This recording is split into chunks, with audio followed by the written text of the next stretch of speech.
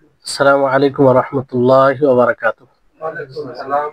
إن الحمد لله نحمده ونستعينه ونستغفر ونعوذ بالله من شرور أنفسنا وسيئات أعمالنا.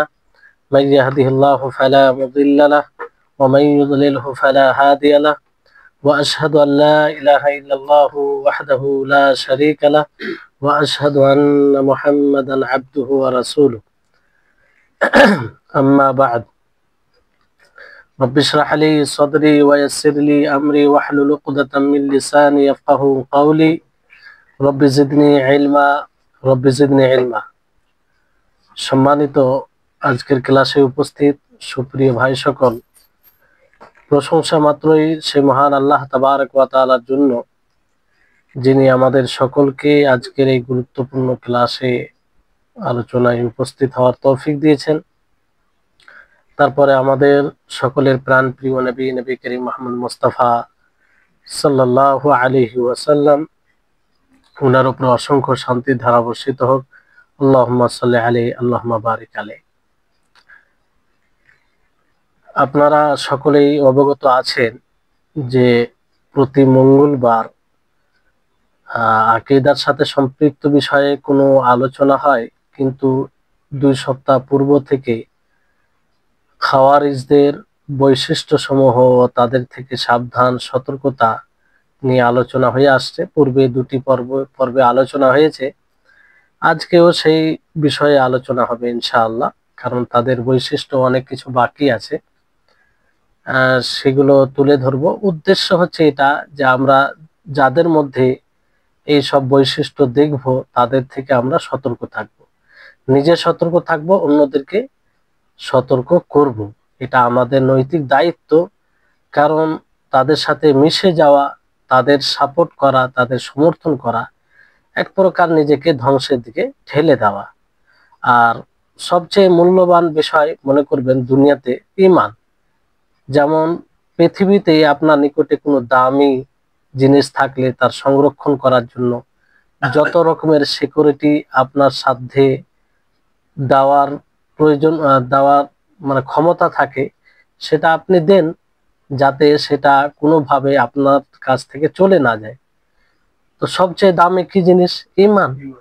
তো এই ঈমানের সিকিউরিটি হচ্ছে এটাই যে যেসব জিনিস আপনার ঈমানকে হরণ করে, যেসব জিনিস আপনার ঈমানকে বিলুপ্ত করে দেয়, যেসব জিনিস ঈমান পরিপন্থী আমল, সেগুলোকে জানবেন, যেগুলো বর্তমান সময়ে চলছে, মানুষের মধ্যে পাওয়া যায়। আর বিশেষ করে এটা যখন অন্য মুখোশে, অন্য রূপে মানুষের মাঝে আবির্ভাব হয়, মানুষের মাঝে প্রকাশ পায়, কারণ সেটা এক প্রকার ধোঁকা, সেটা এক প্রকার ধোঁকা। তো সেগুলো জেনে আমাদেরকে, আমাদের সকলকে নিজে সতর্ক হতে হবে, অন্যদেরকে সতর্ক করতে হবে। বুঝতে পারলেন? তো বিষয়টি হচ্ছে যে তাদের বিষয়ে জানার উদ্দেশ্য হচ্ছে এটাই যে আমরা লোককে সতর্ক করব, নিজে সতর্ক থাকব। তো বেশ কয়েকটি তাদের বৈশিষ্ট্য আপনারা জেনেছিলেন, প্রায় ওয়ালাইকুম আসসালাম ওয়া রাহমাতুল্লাহি ওয়া বারাকাতুহু। ওয়ালাইকুম আসসালাম ওয়া রাহমাতুল্লাহি ওয়া বারাকাতুহু। প্রায় 11টি 12টি তাদের গুণ, তাদের বৈশিষ্ট্য সম্পর্কে আপনাদেরকে বলা হয়েছিল। আজকে তারপরে তাদের একটা বৈশিষ্ট্য তুলে ধরছি, সেটা হচ্ছে যে খাওয়ারিজরা সবসময় গভীরভাবে দিনকে বোঝার চেষ্টা করে, এমনকি গভীরভাবে ভাবতে গিয়ে দিন থেকে বের হয়ে যায়। তাদের দৃষ্টিতে আর কি, তারা গভীরভাবে ভাবে না। শরীয়তের অনেক দলিল রয়েছে যেগুলোকে সঠিকভাবে না বোঝার কারণে তারা হকের পথ থেকে বের হয়ে যায়, তাই না? কিন্তু তাদের ধারণা অনুযায়ী অনেক ডিপলি বোঝার চেষ্টা করে, ফলে তারা দিন থেকে বের হয়ে যায়। বুঝতে পারলেন? যেমন জিল খোয়াইসরা, যে আল্লাহর নবীর সামনে বলেছিল না যে ইয়া রাসূলুল্লাহ ইদিল, যে আল্লাহর রাসূল আপনি ইনসাফ করুন। এত বড় মিথ্যা অপবাদ সেই ব্যক্তি আল্লাহর রাসূলের উপরে লাগিয়েছিল। তো তার ব্যাপারে আল্লাহর নবী কি বলেন? দাউহু, তাকে ছেড়ে দাও। সায়াকুনু লাহু শিআতুন ইয়াতাআম্মাকুনা ফিদ্দিন, তার কিছু সহযোগী আছে, তার অনুসরণকারী আছে, যারা দিনে দিনকে গভীর ভাবে মানে ভাবে, হাত্তা ইয়াখরুজু মিনহু কামা ইয়াখরুজু সাহমু মিনার রামিয়াতি, তারা দিন থেকে এমন ভাবে বের হয়ে যায় যেমন ভাবে তীর ধনুক থেকে বের হয়ে যায়। বুঝতে পারলেন? এটি মুসনাদ আহমদের রিওয়ায়াত। নবী আল্লাহ তাবারক ওয়া তাআলা একটি আয়াতে যেমন বলেন যে কুল হাল নুনাব্বিউকুম বিল আখসারিনা আমালা আল্লাযীনা যাল্লা সা'য়ুহুম ফিল হায়াতিদ দুনিয়া ওয়া হুম ইয়াহসাবুনা আন্নাহুম ইহসিনুনা সুনআ। এই আয়াতটি কোরআনে রয়েছে। তো এই আয়াতের অর্থ হচ্ছে আল্লাহ তাআলা নবীকে সম্বোধন করে বলেন যে হে নবী আপনি বলুন যে আমি কি তোমাদেরকে এমন আমল সম্পর্কে বলবো না যেগুলো মানে কোনো কাজে আসবে না, পার্থিব যে প্রচেষ্টা সেটা ব্যর্থ হবে, অথচ যারা এগুলো করবে তারা এটাকে ভালো মনে করবে। কি মনে করবে? ভালো মনে করবে, যে তারা মনে করবে যে আমরা ভালোই কাজ করছি। তো এই আয়াত মানে সম্পর্কে একটি মানে রিওয়ায়াত বর্ণনা করা হয়, আলী রাদিয়াল্লাহু তাআলা আনহু থেকে এসেছে যে এই আয়াত সম্পর্কে এমন ব্যক্তি জিজ্ঞাসা করে যে খাওয়ারিজ দ্বারা প্রভাবিত। কাদের দ্বারা প্রভাবিত? খাওয়ারিজ দ্বারা প্রভাবিত। তো আলী রাদিয়াল্লাহু তাআলা আনহু তাকে বলে যে আনতুম ইয়া আহলা হারুরা, যে তোমরাই হে হারুরা পন্থী, কিংবা হারুরা, মানে হারুরা বলা হয়, হারুরা নামও একটি জায়গা ছিল, সেখানে যারা বসবাস করত তাদেরকে হারুরি বলা হতো। কি বলা হতো? হারুরি। আর তারা খাওয়ারিজের আকীদা পোষণ করত, খাওয়ারিজদের যে মানহাজ, যে পদ্ধতি, সেটাই তারা লালন করত, ফলে তাদেরকে হারুরি বলে জানা যেত। তো তার এই প্রশ্ন শুনে আলী রাদিয়াল্লাহু তাআলা আনহু তিনি বুঝতে পেরে গেছেন যে সে হারুরা মানে খাওয়ারিজ দ্বারা প্রভাবিত। তো তাকে আলী রাদিয়াল্লাহু তাআলা আনহু বলেন যে আনতুম ইয়া আহলা হারুরা, যে তোমরা কি হারুরা পন্থী মানে হারুরাতে থাকো, অর্থাৎ এই আনতুম ইয়া খাওয়ারিজ মিনহুম, যে তাদের মধ্যে তুমি খাওয়ারিজ, তোমরা খাওয়ারিজ। তো এটা তাদের জায়গার নাম ছিল, বুঝলেন? এর ফলে তাদেরকে হারুরিও বলা হয়। যখন হারুরি শুনবেন তখন বুঝে নেবেন কাদেরকে বোঝানো হচ্ছে? খাওয়ারিজদেরকে বোঝানো হচ্ছে, বুঝলেন? তো ইমাম তাবরি এই বিষয়টিকে এনেছেন। তাহলে আলী রাদিয়াল্লাহু তাআলা আনহু তাদেরকে ভালোভাবে জানতেন, তার প্রশ্ন শুনেই বুঝতে পেরে গেছেন যে এই খাওয়ারিজ দ্বারা প্রভাবিত, বুঝতে পারলেন? আর তারা দিনকে মানে গভীর ভাবে বুঝে, মানে একটা আয়াত যে রয়েছে সে আয়াতের যেটা অর্থ, বাহ্যিক অর্থ, সেটা মানে সেটার উপরে যথেষ্ট করতে হবে না, গভীর ভাবে জিজ্ঞাসা করবে। এই গভীর ভাবে এত গভীরে যাবে যে আস্তে আস্তে তারা দিন থেকে বের হয়ে যায়। তারপরে তাদের একটি বৈশিষ্ট্য হচ্ছে যে তারা মুমিনদেরকে হত্যা করে আর মূর্তি পূজারীদেরকে দাওয়াত দেয়। তাদের একটা বৈশিষ্ট্য কি? মুমিনদেরকে, আহলে ঈমানদেরকে তারা হত্যা করে, আর যারা মূর্তি পূজারী, যারা ধরেন শিরক করে, তাদেরকে আবার কি করে? দাওয়াত দেয়। আর মূর্তি যারা আহলে ঈমান তাদেরকে কি করে? হত্যা করে।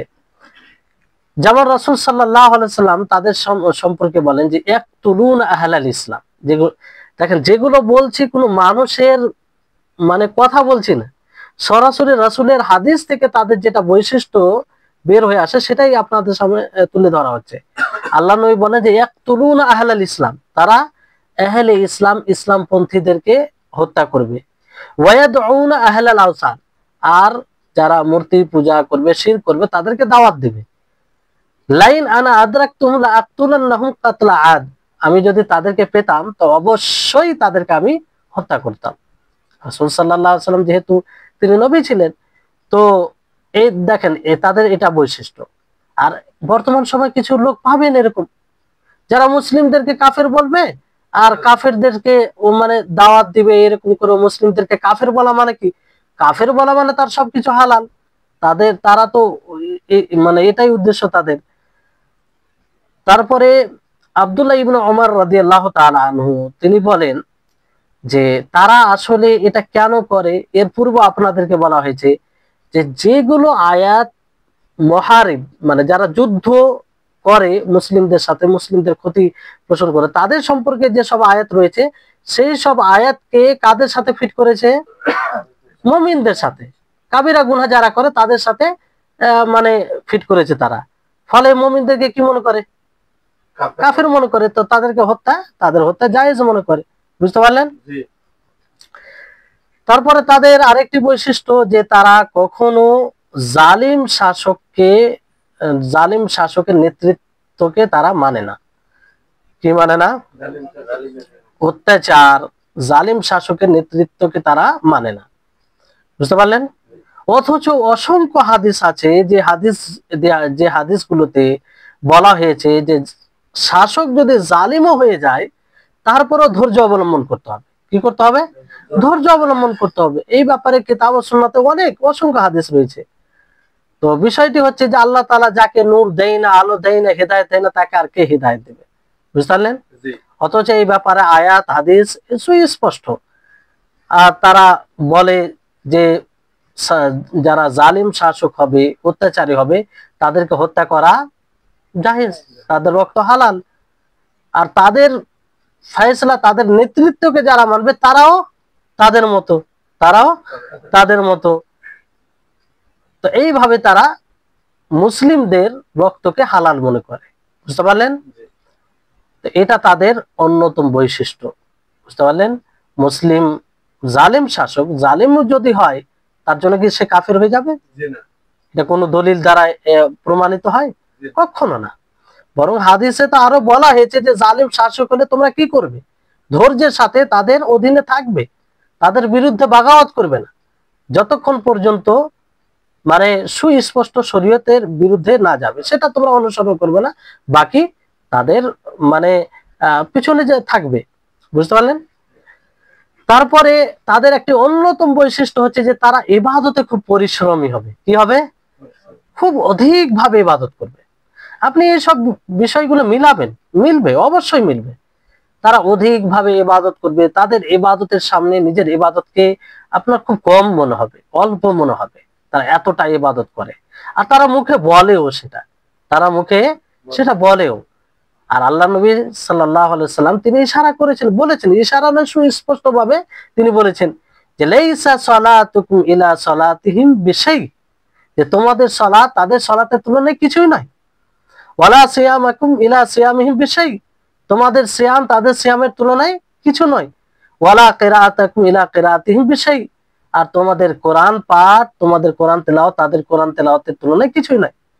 মানে এমনটা তারা এত গভীর ভাবে করবে এরকম। আর অন্য রিওয়ায়াতে কি যে তাহকিরুনা সালাতাকুম ইলা সালাতিন, তোমাদের সালাতকে হীন মনে করবে, তুচ্ছ তাচ্ছিল্য মনে করবে। হ্যাঁ, যে তারা এতটা সালাত আদায় করবে, তোমাদের সালাতকে তারা ছোট মনে করবে। বুঝলেন? বুখারী মুসলিমের হাদিস। ইমাম আজুরি রাহিমাহুল্লাহ, জিনার বই আছে আশ-শারিয়া লিল আজুরি, আকীদার বই, একটি মানে খুব মাস্টার, মানে সেখান থেকে আকীদার বিষয়ে হাওয়ালা দেওয়া হয় যে এই সালাফদের আকীদা। বুঝলেন? তো তিনি বলেন যে কোন মানুষের এটা উচিত হবে না যে কোন খাওয়ারিজদের পরিশ্রম দেখে আদিল কিংবা ন্যায় যে ইমাম রয়েছে, ন্যায় পরায়ণ, তার বিরুদ্ধে বাগাওয়াত করবে কিংবা কোন শাসকের বিরুদ্ধে বাগাওয়াত করবে, তাদের দেখে, তাদের মতামত অবলম্বন করে, এটা কারোর জন্য উচিত হবে না। ইমাম, শাসক জালিম হোক আর ন্যায় পরায়ণ হোক, তার বিরুদ্ধে বাগাওয়াত করা যাবে না, বিরুদ্ধে মানে বের হওয়া যাবে না। বুঝলেন? তো তারা একটা মানে বিষয় যে তারা জামাতবদ্ধ হয়ে বের হয়ে যাবে, নিজের তলোয়ারকে তারা মানে খোলা রাখবে এবং মুসলিমদের হত্যা করাকে হালাল মনে করবে। বুঝতে পারলেন? তারপরে তিনি এটাও বলছেন যে তাদের কোরআন তেলাওয়াত দেখে যেন কেউ ধোঁকা না খায়। কি না খায়? ধোঁকা না খায়। অনুরূপ ভাবে তাদের সালাতে লম্বা কিয়াম দেখে, এত লম্বা সালাত আদায় করবে, তাহাজ্জুদের সালাত আদায় করবে, পুনরায় তাহাজ্জুদের সালাতকে তারা ছাড়বে না। সেই তাহাজ্জুদের সালাত, লম্বা তাহাজ্জুদের সালাত দ্বারাও যেন মানুষ ধোঁকা না খায়। তারপরে অনেক সময় হয় না যে লোকটি তো ভালো, অনেক ইবাদত করে, প্রত্যেকদিন রাত্রে তাহাজ্জুদের সালাত করে, প্রত্যেকদিন রাত্রে এটা করে, মানে এগুলো দেখে মানুষ ধোঁকা খেয়ে যায় যে এইগুলো করে তো এই মানে সে ভালো হবে। তারপরে তারা খুব সুন্দর সুন্দর কথা বলে। তো এই তাদের কথা দ্বারাও যেন কেউ ধোঁকা না খায়। যখনই কেউ জেনে নিবে যে এটা খাওয়ারিজদের মতবাদের অনুসরণকারী কিংবা সেটাকে লালন পালন করে, তা থেকে বিরত থাকবে। তার কথা দ্বারা প্রভাবিত হবে, না তাদের কেরাত কোরআন তেলাওয়াত দ্বারা, না তাদের সিয়াম দ্বারা, না তাদের মানে ইবাদত দ্বারা, মানে যে কোনো ইবাদত তারা ইবাদতে খুব পরিশ্রমী হবে, এটা তাদের অন্যতম একটি লক্ষণ। আর মিলাবেন এরকম পাবেন আপনি, বুঝতে পারলেন? আর সব বিশুদ্ধ হাদিস আছে এই ব্যাপারে। তারপরে নবী করিম মুহাম্মদ সাল্লাল্লাহু আলাইহি সাল্লাম যখন জিল খায়সারার ব্যাপারে তিনি বলেন, তো ওমর রাদিয়াল্লাহু তাআলা আনহু অনুমতি চেয়েছিলেন। কি চেয়েছিলেন? অনুমতি চেয়েছিলেন তাকে তার গর্দনকে উড়িয়ে দেওয়ার জন্য, তার মাথাকে তার শরীর থেকে আলাদা করে দেওয়ার জন্য তিনি অনুমতি চেয়েছিলেন। তা আল্লাহর নবী কি বলেছিলেন? যে দাও, তাকে ছেড়ে দাও। ফাইন্না লাহু আসহাবান ইয়াহকিরু আহাদুকুম সালাতাহু মা সালাতিহি, কারণ তাদের মধ্যে কেউ নিজের সালাতকে তোমাদের মধ্যে কারো সালাতকে তাদের সালাতের সাথে ছোট মনে করবে, তুচ্ছ তাচ্ছিল্য মনে করবে। হ্যাঁ, এবং তাদের সিয়ামের সাথে তোমাদের মধ্যে কারো সিয়ামকে ছোট তুচ্ছ তাচ্ছিল্য মনে করবে, মানে কিছু মনে করবে না। এইভাবে তারা কোরআন পাঠ করবে যে কোরআন তাদের কোরআন তেলাওয়াত তাদের হলকের নিচে যাবে না। এভাবে তারা দিন থেকে বের হয়ে যাবে, বুঝতে পারলেন? তো এখান থেকে স্পষ্ট যে তারা ইবাদতে খুব পরিশ্রমী হবে। তারপরে অন্যতম লক্ষণ হচ্ছে তাদের মধ্যে আরেকটি, যে তারা দ্বিমত পোষণ খুব করবে। কি করবে? মতভেদ তাদের মধ্যে থাকবে। তাদের মধ্যে একটাই দল নাই, অনেক দল আছে। কি আছে? অনেক দল আছে। আর এক দল অন্য দলকে কাফের বলে, যেমন আজারেকা, ইবাজিয়া, নাজদাত, এই ধরনের আছে। এখন নাম বলে হয়তো চিহ্নিত নাও করা যেতে পারে, কিন্তু বিভিন্ন রকমের দল তাদের মধ্যে আছে। এক অপরকে তারা কি বলে? কাফের বলে, আর হত্যা করা জায়েজ মনে করে। তো এটাও তাদের একটা অন্যতম লক্ষণ, বুঝতে পারলেন? হয়তো তারা এক অপরকে স্বীকার করবে না যে এরা আমাদের দলের লোক কিংবা আমাদের মতবাদকে বিশ্বাস করে, কিন্তু তারা সেই একই মতবাদের, কিন্তু কিছু বিষয়ের কারণে এক অপরকে কি মনে করবে? কাফের মনে করবে। তারপরে আরেকটি তাদের বৈশিষ্ট্য, যে তারা খুব চমৎকার কথা বলবে। কি কথা বলবে? কথা আপনি প্রথম দিকে যখন শুনবেন, মানে এত সুন্দর তারা কথা বলে, আর তারা পথভ্রষ্ট হবে, তারা কোরআন হাদিস থেকে বাইরে হবে, কি করে হয়? এরকম আপনি ভাবনা চিন্তা করতে লাগবেন, বুঝলেন? তাদের কথা, কিছু কিছু কথা একদম মনে হবে যে স্বর্ণলিপি দ্বারা লেখার উপযুক্ত। তাদের স্লোগান, তাদের কথা খুব ভালো হবে। আল কাউলু মিন খায়রি কাউলিল বারিয়া, বুঝলেন? আর এটা কোথা থেকে বলা হয়েছে? যে তারা কোরআন তেলাওয়াত করবে, ঠিক আছে, আর তারা মনে করবে যে কোরআন তারা খুব ভালোভাবে তেলাওয়াত করছে, আর কোরআন তাদের পক্ষে কথা বলবে, অথচ সেই আয়াতগুলো তাদের বিরুদ্ধে, সে কোরআনই তাদের বিরুদ্ধে। সহিহ মুসলিমের রিওয়ায়াত। তাহলে এই হচ্ছে মানে তাদের একটি লক্ষণ, বুঝতে পারলেন? তারপরে তাদের মানে লক্ষণের মধ্যে, আলামতের মধ্যে এটাও, যে তাদেরকে আপনি যতই ওয়াজ নসিহত করেন, উপদেশ দেন, তারা সহজে আপনার উপদেশ দ্বারা প্রভাবিত হবে না। তারা যেটাকে লালন করবে, যেটাকে বিশ্বাস করে নেবে, যে মানে যে মতবাদের তারা অনুসারী হয়ে যাবে, তাদের যেটা মতবাদ রয়েছে বিশেষ করে, সেটার বিরুদ্ধে কোনো কথা শুনবে না। আর শুনলেও কোনো প্রভাব তাদের মধ্যে পড়বে না। আপনি দেখবেন এরকমটাই সহজে তারা মেনে নিবে না। খুব কমই তারা এরকম নসিহত গ্রহণ করে, বুঝতে পারেন? কারণ তারা অহংকারী হয়। কি হয়? অহংকারী হয়। আপনার কথাকে তুচ্ছ তাচ্ছিল্য মনে করে, আপনার ইবাদতকে তুচ্ছ তাচ্ছিল্য মনে করে, আপনার কোরআন পাঠকে, আপনার সালাতকে, আপনার সিয়ামকে, তো কি করে আপনার কথা শুনবে? মানুষ তখনই কথা শুনে যখন আপনার গুরুত্ব তার নিকটে থাকবে। আমার কথা কখন আপনি মানবেন? যখন আমার গুরুত্ব আপনার নিকটে থাকবে। আপনি মনে করবেন যে আমার কাছে জ্ঞান আছে, কিংবা আমি উপদেশ দেওয়ার উপযুক্ত, কিংবা তিনি হক কথা বলেন, বুঝতে পারলেন? এরকম যখন ধারণা, তখনই আপনি উপদেশ গ্রহণ করবেন। তো তারা তো অহংকারী, তারা নিজেকেই বড় মনে করে, আপনার কথা দিয়ে কোনো গুরুত্ব দিবে না।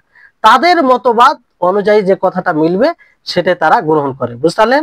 তো এটাও তাদের একটি অন্যতম বৈশিষ্ট্য। আর এরকম অনেক নজির আছে, দৃষ্টান্ত আছে যে সাহাবায়ে কেরাম তাদেরকে বুঝিয়েছেন, তারা বুঝেনি, তারা বুঝেনি। আর তাদের মধ্যে আরেকটি লক্ষণ পাওয়া যায়, সেটি কি, যে তাদের মতবাদের সাথে যেটা মিলবে সেটা তারা খুশি খুশি গ্রহণ করবে, আর যেটা তাদের মতবাদের বিরুদ্ধে যাবে, তাদের ধারণার বিরুদ্ধে যাবে, সেটাকে ছাড়া তারা ছুঁড়ে ফেলবে। যেমন কোরআন হাদিস আসলে তাদের বাস্তবতাকে উন্মোচন করে, তাই না? তাদের মুখোশ আসলে কি, তারা চরিত্রের অধিকারী, সেটা কোরআন হাদিস মানে স্পষ্ট করে দেয়। তো ওগুলো তারা মানে অস্বীকার করবে, এগুলো তারা শুনবে না, গুরুত্বই দিবে না, বুঝতে পারলেন? যেমন এই দৃষ্টান্ত কি, যে এক খাওয়ারিজের প্রশ্ন কার ব্যাপারে? ওসমান রাদিয়াল্লাহু তাআলা আনহুর ব্যাপারে। কার ব্যাপারে? ওসমান রাদিয়াল্লাহু তাআলা আনহু। তো তারা প্রশ্ন করলো যে হাল তাআলামু আন্না উসমান লাম ইয়াশহাদ মা'রাকাতা বদর, যে আপনি কি জানেন যে ওসমান রাদিয়াল্লাহু তাআলা আনহু বদরের যুদ্ধে অংশগ্রহণ করেনি, অংশগ্রহণ করেনি, বুঝতে পারলেন? এরকম ভাবে হাদিস আছে। তো যাই হোক, মানে হাদিসটা এরকম হচ্ছে যে মিশরের এক ব্যক্তি হজ করতে আসে। তো তিনি একটা মজলিস দেখেন, কিছু লোক বসে আছে, সেখানে কথা বলা বলি করছে। কি করছে? কথা বলা বলি করছে। সেখানে গিয়ে সে জিজ্ঞাসা করে, মান হাউলাইল কওম, যে এরা কারা, এরা কারা?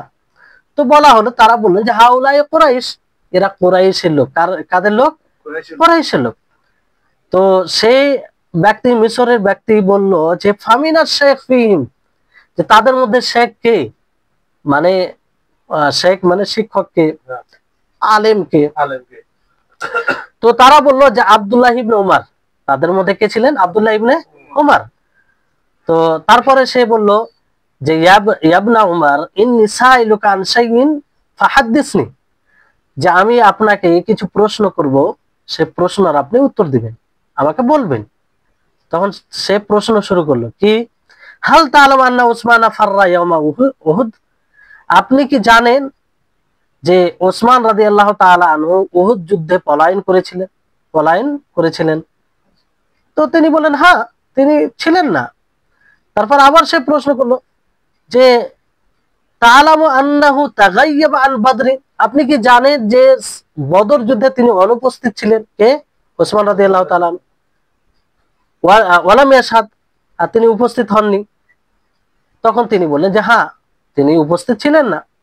তারপর আবার সে প্রশ্ন করলো যে তাআলামু আন্নাহু তাগায়্যাবা আন বাইআতির রিদওয়ান ফালাম ইয়াশহাদহা, আপনি তো জানেন যে ওসমান রাদিয়াল্লাহু তাআলা আনহু বাইআতে রিজওয়ানে অংশগ্রহণ করেননি, মানে উপস্থিত ছিলেন না, তাতে অংশগ্রহণ করেননি।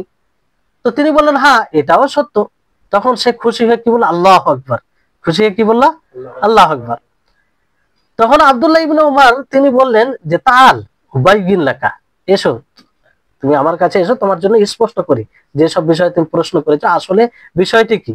তখন তিনি এক এক করে সেটা বুঝাতে লাগলেন। আম্মা ফিরারুহু ইয়াউমা উহুদ, যে উহুদ যুদ্ধে তিনি যে পলায়ন মানে চলে গিয়েছিলেন, তার কারণ হচ্ছে, তার ব্যাপারে আমি বলছি যে আমি সাক্ষ্য প্রদান করছি যে আল্লাহ তাআলা তাকে মাফ করেছেন। তাকে কি করেছেন? মাফ করেছেন।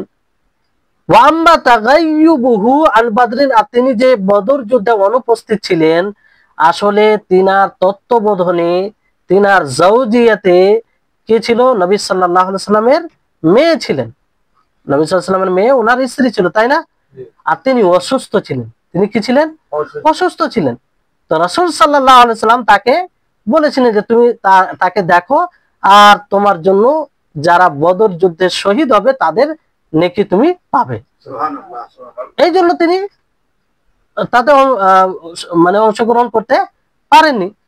অথচ আল্লাহ নবী বলে যে তুমি উপস্থিত না হয়েও সেই বদর যুদ্ধে যে মালে গনিমত, সেটা তুমি অংশ পাবে। তিনি তো নিজ ইচ্ছায় এখান থেকে পিছিয়ে যাননি, বুঝলেন? তারপরে তিনি বললেন আব্দুল্লাহ ইবনে উমর যে তিনি যে বায়াতে রিজওয়ানে ছিলেন না, বায়াতে রিজওয়ান একটা গুরুত্বপূর্ণ, তার ব্যাপারে আল্লাহ তাআলা বিশেষভাবে কোরআনে বলেছেন তাদের ব্যাপারে, যে যদি মক্কায় ওসমান রাদিয়াল্লাহু তাআলা আনহুর চেয়ে বেশি সম্মানিত কোনো ব্যক্তি থাকতো, তাহলে তাকে আল্লাহ নবী পাঠাতেন। যেহেতু সেই সময় ওসমান রাদিয়াল্লাহু তাআলা আনহু মক্কার মাটিতে সবচেয়ে সম্মানিত ছিলেন, ফলে আল্লাহ নবী তাকে পাঠিয়েছিলেন। কাকে পাঠিয়েছিলেন? ওসমান রাদিয়াল্লাহু তাআলা আনহুকে পাঠিয়েছিলেন। অন্য কেউ যদি ওই অবস্থানে, ওই স্থানে থাকতো, ওই মর্যাদায় থাকতো, তাহলে তাকে আল্লাহ নবী পাঠাতেন। বুঝতে পারলেন? কিন্তু ওই মতে কেউ ছিল না, ফলে আল্লাহ নবী তাকেই পাঠালেন। বুঝতে পারলেন? তারপরে বলা হলো যে ওসমান রাদিয়াল্লাহু তাআলা যখন মক্কায় গেলেন তখন এই বায়াত রিজওয়ান হয়েছে, তার আগে তো হয়নি। থাকলে তিনি মানে ই করতেন। রাসূল সাল্লাল্লাহু আলাইহি সাল্লাম তখন রাসূল সাল্লাল্লাহু আলাইহি সাল্লাম ডান হাত বায়াত রিজওয়ানে বায়াত নেওয়ার সময় ডান হাত বাড়িয়ে তিনি বলেন হাদিহি ইয়াদু উসমান, হাদিহি ইয়াদু উসমান। বায়াত নেওয়ার সময় তিনি হাত বাড়িয়ে কি বললেন? হাদিহি ইয়াদু উসমান, যে এটা ওসমানের হাত। মানে ওসমানের পক্ষ থেকে তিনি বলে দিলেন যে তিনি বায়াত, মানে এই কথা দ্বারা ইশারা কি করলেন আল্লাহ নবী? ওসমান রাদিয়াল্লাহু তাআলা তিনি শরীক আছেন। তিনি কি আছেন? শরীক। ফাজারাবা বিহা আলা ইয়াদিহি, তো সেটা মানে তার উপরে তার হাত মেরে বলে সে ব্যক্তি যে হাদিহি ওসমান, যে এটা কি ওসমানের হাত ছিল, এটা ওসমানের হাত, এইভাবে বললো। তো আব্দুল্লাহ ইবনে ওমর তখন বললেন যে ইযহাব বিহা আল আন মাআকা, যে এই হাত তুমি নিয়ে যাও, এটা ওসমানের হাত, মানে তাকে ই করার জন্য। তো দেখেন এই কথা শুনে সে রেগে গেল, মানে সে আসল কি, তাহলে এখান থেকে এটা স্পষ্ট হচ্ছে যে আসলে সে প্রশ্ন যতগুলো করেছিল জানার জন্য নয়, উপকৃত হওয়ার জন্য নয়, বরং সে যে ওসমান রাদিয়াল্লাহু তাআলা আনহুর বিরুদ্ধে বিদ্বেষ ছিল সেটার সমর্থনে যদি কিছু পাওয়া যায়। কারণ যে প্রথম প্রশ্নগুলো করলো আব্দুল্লাহ ইবনে ওমর হ্যাঁ হ্যাঁ বললেন, তাই না, যে হ্যাঁ এগুলো সত্য, তখন সে বড় আনন্দিত। যখন তিনি ব্যাখ্যা করতে লাগলেন যে এই কারণে তিনি এটা হয়নি কিংবা এটা কোনো ইয়ে নয়, তখন বললো মানে রাগে তিনি হাত মেরে বললো যে এটা এটা এই বিষয়। বুঝতে পারলেন? তাহলে এখান থেকে বুঝে যে তাদের মাফিক, তাদের অনুপাতে যখন কোনো দলিল পায়, তাদের মানে মতবাদকে সমর্থন করে এমন কোন দলিল পায়, এমন আয়াত পায়, তখন তারা খুশিতে সেটা গ্রহণ করে। আর যখনই তাদের মতবাদের বিরুদ্ধে যায় তখন সেটাকে ছুঁড়ে ফেলে। বুঝতে পারলেন? তো এই হচ্ছে তাদের একটা অন্যতম লক্ষণ। তারপর তাদের আরেকটি লক্ষণ যে তারা ইলম ছাড়া আমল করবে। কি ছাড়া আমল করবে? ইলম ছাড়া। এই জন্য আল্লাহ নবী কি বলেন? ইয়াকরাউনাল কুরআন ওয়ালা ইউজাবিজু তারাকিয়াহুম, যে তারা কোরআন পড়বে কিন্তু তাদের কোরআন তাদের হলকের নিচে যাবে না। মানে পড়বে, আমল করবে, কিন্তু মানে ইলম ছাড়া। বুঝলেন? ইমাম নববী রাহিমাহুল্লাহ তিনি এটাই বলেন যে তারা জিহবা দ্বারা উচ্চারণ করবে কোরআনকে, কিন্তু সেই কোরআনের আয়াত তাদের হৃদয় পর্যন্ত পৌঁছাবে না। হৃদয় পর্যন্ত কখন পৌঁছাবে? যখন মানুষ তাদাব্বুর, গবেষণা করে পড়বে, তার অর্থ অনুধাবন ও তার অর্থকে বুঝে পড়বে। বুঝলেন? তারপরে তাদের অহংকার করা, যে তারা কোরআন পড়বে আর তারা মনে করবে যে যা তারা পড়ছে তারা সেটা তাদের পক্ষেই, অথচ তাদের বিরুদ্ধে সেটা। বুঝলেন? আর তাদের অহংকারের একটি লক্ষণ কি, যে তারা নিজেকে হকপন্থী মনে করে। তারা মনে করে আমরাই হক, আমরাই হক, দুনিয়াতে বাকি যারা আছে সব কাফের। সব কি? কাফের। সমস্ত দুনিয়ার সমস্ত মুসলিমকে তারা কাফের মনে করে। তারা কি মনে করে? কাফের মনে করে, অথচ তারা নিজেরাই বাতিল পথে, তারা নিজেরাই বাতিল পথে। তারপরে তাদের মানে দৃষ্টিভঙ্গি খুব সংকীর্ণ, খুব কি সংকীর্ণ, তাদের দৃষ্টিভঙ্গি প্রশস্ত নাই। তারা কোন বিষয়ের আগে পিছে দেখে না। এটা কিসের কারণে? তাদের বুদ্ধি পরিপক্ক না হওয়ার কারণে। এই জন্য আগে বলেছি তাদের একটা বৈশিষ্ট্য কি, যে তারা কম বয়সী হবে, তরুণ হবে, বৃদ্ধ বয়সের কম হবে। আর বৃদ্ধ বয়স যখন হয় প্রায় 40 বছরের পরে মানুষের বিবেক পরিপক্ক হয়, মানে বেশি মানুষ দূরদর্শী তা অবলম্বন করতে পারে। বুঝলে? যে কোনো কাজ। আর তরুণ হলে মানুষের আবেগটা বেশি প্রাধান্য পায়। কি প্রাধান্য পায়? আবেগটা। তো তাদের বিষয় এটাই যে তারা এক তরুণ, এই কারণে তারা কম বুঝে। তো যেই দলিল পায় বাহ্যিক অর্থ হিসাবে ওই অনুযায়ী তারা মানে ভাবনা চিন্তা রাখে। তাদের একদম বুদ্ধি, তাদের ব্রেন ওই রকম গভীর ভাবে কোনো আয়াতকে কোনো হাদিসকে বুঝতে সক্ষম হয় না কিংবা বোঝার চেষ্টা করে না। এই জন্য খুব জঘন্য জঘন্য অপরাধ করে, খুব এমন অপরাধ করে যেটা হয়তো কাফেরেরাও করে না। বুঝতে পারলেন যে কাফেরেরাও করে না। আর এর অনেক উদাহরণ দেখবেন যে মুসলিমদের মাঝে বড় বড় ধামাকা এরা করে, সেটাকে জায়েজ মনে করে আর করে গর্বিত হয় তারা। কত কত মুসলিমের জান চলে যায়, কত কত মুসলিমের জান চলে যায়। তারপরে তাদের নিকটে যে সব কথা পৌঁছায় সেটার কখনো তারা যাচাই বাছাই করে না, তাদের পক্ষে এলেই বাস হয়ে যথেষ্ট। বুঝলেন, কখনো তারা যাচাই বাছাই করে না, গবেষণা করে না যে আসলে কি এটা সঠিক, রাসূল সাল্লাল্লাহু আলাইহি সাল্লামের আদর্শের সাথে মিলে কি মিলে না। বুঝতে পারলেন, এটা হচ্ছে তাদের। আর তারা কখনো বাতিল থেকে ফিরে আসে না, যদিও তাদের সামনে হক স্পষ্ট হয়ে যায়, হক স্পষ্ট হয়ে যায়। বুঝতে পারলেন, এর সাথে কিছু অনেক লম্বা চওড়া বিষয় আছে, সেটা আজকের দার্সে বলবো না, পরে বলবো। তারপরে যেটা তাদের মধ্যে অন্যতম একটি লক্ষণ যে তারা মালকে খুব ভালোবাসে। কি ভালোবাসে? সম্পত্তি, ধন, এটাকে খুব ভালোবাসে। বুঝতে পারলেন, আর এমনকি এটার জন্য তারা অনেক কিছু করে, এই মালকে ভালোবাসার কারণে। কয়েকটি কারণ, যেমন ধরেন যে একটি মিথ্যা ঘটনা, কি মিথ্যা ঘটনা যেটা সালমান ফারসি রাদিয়াল্লাহু তাআলা আনহুর সাথে সম্পৃক্ত করে তারা বর্ণনা করে। সেটা কি, যে ওমর রাদিয়াল্লাহু তাআলা আনহু তিনি মেম্বারের উপরে ছিলেন, তিনি বলেন যে ইসমাউ ওয়া আতিউ, যে তোমরা শোনো এবং ইতাআত করো, তোমরা শোনো এবং ইতাআত করো, অনুসরণ করো।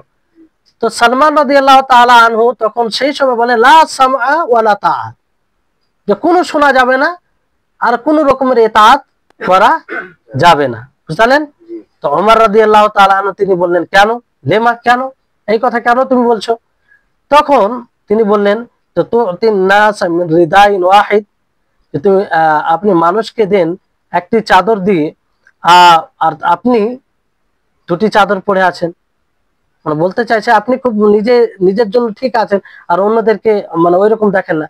তো আসলে এই ঘটনাটি একদম মিথ্যা, কোনো এর বিশুদ্ধতা কোনো ধারে এটা বিশুদ্ধতা পৌঁছায় না, মানে সঠিক হবে কোনো দিক দিয়েই সঠিক নয়। বুঝতে পারলেন, কারণ এইরকম একটি মন্দ কাজ, এরকম দুঃসাহসিকতা সালমান রাদিয়াল্লাহু তাআলা আনহু কি করে দেখায়, এটা না সূত্রগত এটা সঠিক, না কথার দিকে এটা সঠিক।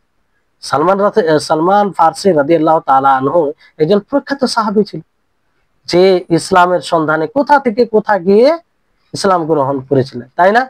লম্বা চওড়া ঘটনা রয়েছে, আপনারা যদি পড়েন অনেক শিক্ষা রয়েছে। তো এই ঘটনাটি কয়েক দিক দিয়ে মিথ্যা কিংবা রাদ করা হয়, যদিও সঠিক মেনে নেওয়া যায় যে এই ঘটনাটি সঠিক সূত্রগত ভাবে। তারপরে এটা বিশুদ্ধ হাদিসের বিরুদ্ধে যাচ্ছে কি যায় না? আল্লাহ নবীর অসংখ্য হাদিস আছে, যে হাদিসগুলো দ্বারা বোঝা যায় যে যে শাসক থাকবে তার অনুসরণ করতে হবে। আল্লাহ নবী আলাইকুম আলাইকুম বিসুন্নতি, তার আগে কি বলেন, যে ওয়াসসামিউ ওয়া তা, ওয়াসিকুম বিতাকওয়াল্লাহ ওয়াসসামিউ ওয়া তাহা, যে আমি তোমাদেরকে তাকওয়ার উপদেশ দিচ্ছি এবং অনুসরণ অনুগত করার উপদেশ দিচ্ছি। যদিও হাবশি কি হয়ে যায়, হাবশি গোলাম মানে কি হয়, নেতা হয়ে যায়। এত সুস্পষ্ট দলিল থাকার পরে যদি কোনো সাহাবী বিরোধিতা করে, তো সেই সাহাবীর আমল গ্রহণযোগ্য হবে? হবে না। অথচ এটা হয় না, এত সুস্পষ্ট দলিল থাকার সাথে সাহাবারা এরকম ভুল করে না। তো যদি মেনে নেওয়া যায় এক মিনিটের জন্য যে সেই ঘটনা যেটা বললাম ওমর রাদিয়াল্লাহু তাআলা আনহুর ব্যাপারে, যেটা সালমান ফারসি রাদিয়াল্লাহু তাআলা আনহু তিনি বললেন যে কোনো ইতাআত করা যাবে না আর কোনো কথা শোনা যাবে না, এটা যদি এক মিনিটের জন্য মেনেও নেওয়া যায়, তারপরও তো বিশুদ্ধ হাদিসের বিরুদ্ধে যাচ্ছে, তাই না? অসংখ্য এরকম হাদিস আছে যেটা সহিহ বুখারী সহিহ মুসলিমে রয়েছে, তো তার বিরুদ্ধে যাচ্ছে, ফলে তারপরও এটা মানা যাবে না। বুঝতে পারলেন, কারণ আল্লাহ তাআলার অবাধ্যতায় কারো অনুসরণ করা যাবে না। আর এটা কয়েক দিক দিয়ে ঠিক নয়, তার কারণ হচ্ছে এটা আসলে একটু বিস্তারিত খণ্ডন এই জন্য করছি যাতে আপনারা নিজে বুঝতে পারেন, কারণ তাদের এটা দলিল, তাদের বইগুলোতে এই সব দলিলে পরিপূর্ণ পাবেন, সকলে এটা দলিল দেয় যে সালমান ফারসি রাদিয়াল্লাহু তাআলা আনহু তিনি এত বড় একজন সাহাবী, তিনি উমারের যদি বিরোধিতা করতে পারেন তো আমরা পারবো না? বুঝতে পারলেন? তাদের এটা দলিল, কিন্তু এই দলিলের কোনো ভিত্তি নেই, কোনো ভিত্তি নেই। তো প্রথম কয়েকটি কারণে এটার রদ করা যায়, খণ্ডন করা যায়। এক নম্বর কারণ হচ্ছে যে সালমান ফারসি রাদিয়াল্লাহু তাআলা আনহু তিনি এক জালিলুল কদর প্রখ্যাত সাহাবী ছিলেন। তিনি কখনো একটি পোশাকের জন্য এরকম বিরোধিতা করতে পারেন। আমাদের বিবেকে আসে যে একজন সাহাবী পোশাকের কারণে, উনি নিজের শরীরে কি পড়েছিলেন ওটার কারণে বলবে যে তার ইতাআত করতে হবে না, অনুসরণ করতে হবে না, এরকম কোনো বিষয় হতে পারে? বড় কোনো বিষয় হলে এটা একটা মানার কিংবা ভাবার বিষয় ছিল। বুঝতে পারলেন? দ্বিতীয় কারণ হচ্ছে যে সালমান ফারসি রাদিয়াল্লাহু তাআলা আনহু একজন প্রখ্যাত সাহাবী ছিলেন। তিনি জানতেন যে শাসকের ইতাআত করতে হবে, কোরআন ও হাদিস দ্বারা এটা প্রমাণিত, যতক্ষণ পর্যন্ত সেই শাসক সালাত আদায় করবে, তাই না? তো ওমর রাদিয়াল্লাহু তাআলা আনহু সালাত আদায় করতেন না? ওমর রাদিয়াল্লাহু তাআলা আনহু কত, তিনি দ্বিতীয় খালিফা ছিলেন। তো ওনার বিরুদ্ধে শুধু একটা পোশাকের জন্য এতটা বিরোধিতা করবে, এটা কোনোদিন হতে পারে না। বুঝলেন?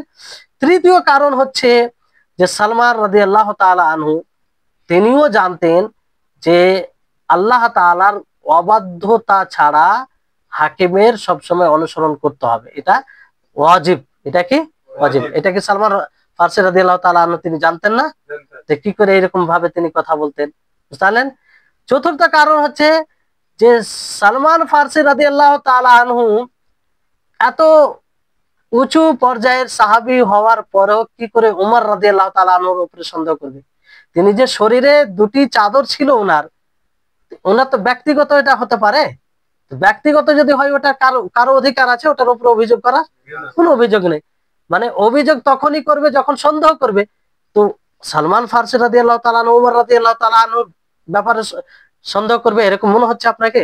কোনো মতেই এটা মনে হয় না। আর ৬ নম্বর কারণ হচ্ছে যে সালমান রাদিয়াল্লাহু তাআলা আনহু তিনি নসিহত যদি করার মন থাকে তো এইভাবে প্রকাশ্য ভাবে করবেন, গোপনীয় ভাবে করতে পারতেন, তাই না? প্রকাশ্য ভাবে সরাসরি মানুষকে কে এইভাবে বলবে যে তার অনুসরণ করতে হবে না, তার কথা শুনতে হবে না। তারপরে আরেকটি কারণ হচ্ছে যে সালমান রাদিয়াল্লাহু তাআলা আনহু তেনার জন্য এটা স্পষ্ট নয়, কিংবা উমর রাদিয়াল্লাহু তাআলা আনহু শরীরে যে দুটি চাদর ছিল এটা ওনার ব্যক্তিগত, ওনার কি ব্যক্তিগত, কিংবা ওনাকে কেউ দিয়েছে, তো এটার কারণে স্পষ্ট নয়। তো ওই স্পষ্ট বিষয়ে তিনি কিভাবে এরকম অভিযোগ করতে পারে? বুঝতে পারলেন? ওনার শরীর আছে, ওনার ব্যক্তিগত হতে পারে, আবার কেউ দিয়েও থাকতে পারে, কেউ যদি দেয়, হাতিয়ে দেয়, তো সেটার মালিক হয়ে যায়, যাকে দেওয়া হয় সে সেটার মালিক হয়ে যায়। বুঝতে পারলেন? তারপরে আরেকটি কারণ হচ্ছে যে এটা সাহাবীদের কোনো মানহাজ নয়, আদর্শ নয় যে কোনো সাহাবী শাসকদের বিরুদ্ধে এরকম ভাবে প্রকাশ্য ভাবে বিরোধিতা করেছেন। কোনো সাহাবীর ব্যাপারে এরকমটা আপনি পাবেন না। বুঝতে পারলেন? হ্যাঁ, যদি মানুষের হকের সাথে কোনো বিষয় সম্পৃক্ত থাকে তাহলে সেটা হয়তো গোপনীয় ভাবে উপদেশ দেওয়ার, এটা বিষয় আলাদা বিষয়, কিন্তু এরকম কোনো আপনি পাবেন না যে প্রকাশ্য ভাবে কোনো নেতাকে এইভাবে নেতার বিরোধিতা করেছে, কারণ এটা সালাফদের মানহাজ নয়। তো আর এখান থেকে কি বোঝা যায় যে দেখেন এখানেও এই রেওয়ায়াতটিকে তারা নিয়েছে কেন? মালের সাথে সম্পৃক্ত। কিসের সাথে? মালের সাথে। তো এখান থেকে বুঝে যাচ্ছে তারা মালকে খুব ভালোবাসে। মানে এই যে দুটি চাদর, একটি চাদর, তো এই মালের সাথে সম্পৃক্ত হলো না। দ্বিতীয় বিষয় দেখবেন এরা কিতাবুজ যাকাতকে খুব ভালোভাবে বুঝে, যাকাতের বিধানকে খুব ভালোভাবে বুঝে।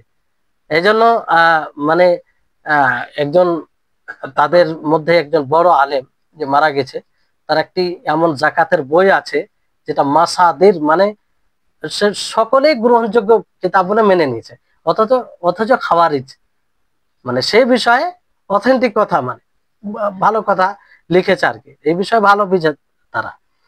তো এটা একটা মানে সূক্ষ্মভাবে তারা এটাকে বুঝেছে, মানে এটার সাথে একটা আলাদাই তাদের ইন্টারেস্ট আছে। বুঝতে পারলেন? আর প্রথম যে অভিযোগ হয় রাসূলের উপরে, কিসের কারণে অভিযোগ করে?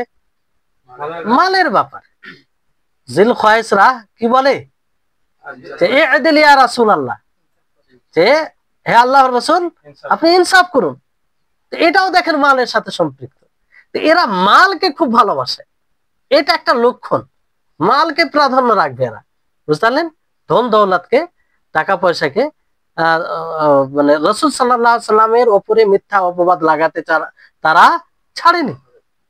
তো যদি রাসূলের উপরে মিথ্যা অপবাদ লাগায়, তো আর কারো উপরে মিথ্যা অপবাদ লাগাতে কোনো সাহস লাগে? কোনো সাহস লাগে না।